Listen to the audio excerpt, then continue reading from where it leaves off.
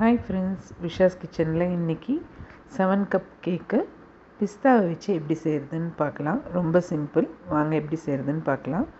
1 cup கடலை மாவு எடுத்துகிட்ருக்கேன். 1 cup desiccated coconut இல்லைன்னா தேங்காய் கூட எடுத்துக்கோங்க. 1 கப்பு பால், 2 கப்பு சர்க்கரை, 1 கப்பு நெய், 1 கப் பிஸ்தா எடுத்துகிட்ருக்கேன்.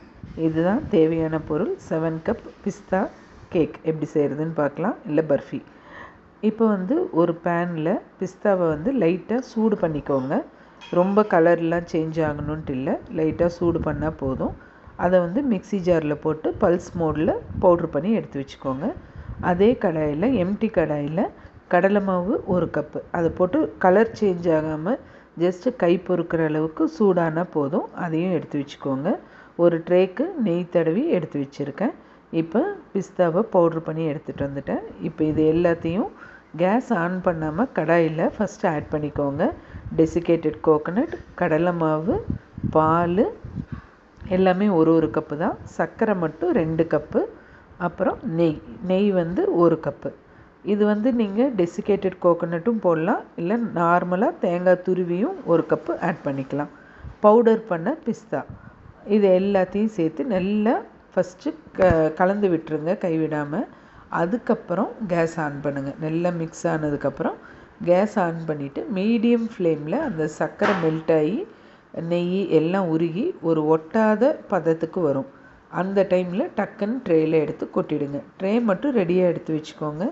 ரொம்ப சிம்பிள், பிகினர்ஸ் கூட இது செஞ்சிடலாம். இந்த பிஸ்தாவோட டேஸ்ட்டு ஃப்ளேவர் தனியாக இருக்கும்.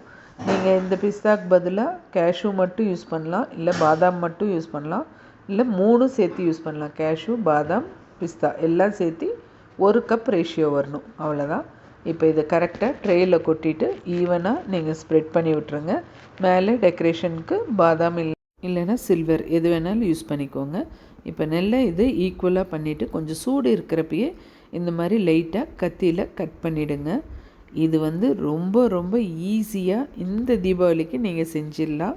ஸ்வீட்டே செய்ய தெரியல எனக்கு அப்படின்றவங்க கூட இது ரொம்ப குயிக்காக செஞ்சிடலாம் ஃப்ரெண்ட்ஸ். இந்த ரெசிபியை ட்ரை பண்ணி பார்த்துட்டு எப்படி இருக்குதுன்னு சொல்லுங்கள். இது வரைக்கும் விஷாஸ் கிச்சனை சப்ஸ்கிரைப் பண்ணாதவங்க ப்ளீஸ் சப்ஸ்கிரைப் பண்ணுங்கள். உங்கள் ஃப்ரெண்ட்ஸ் அண்ட் ரிலேட்டிவ்ஸ்க்கு இந்த வீடியோவை ஷேர் பண்ணுங்கள்.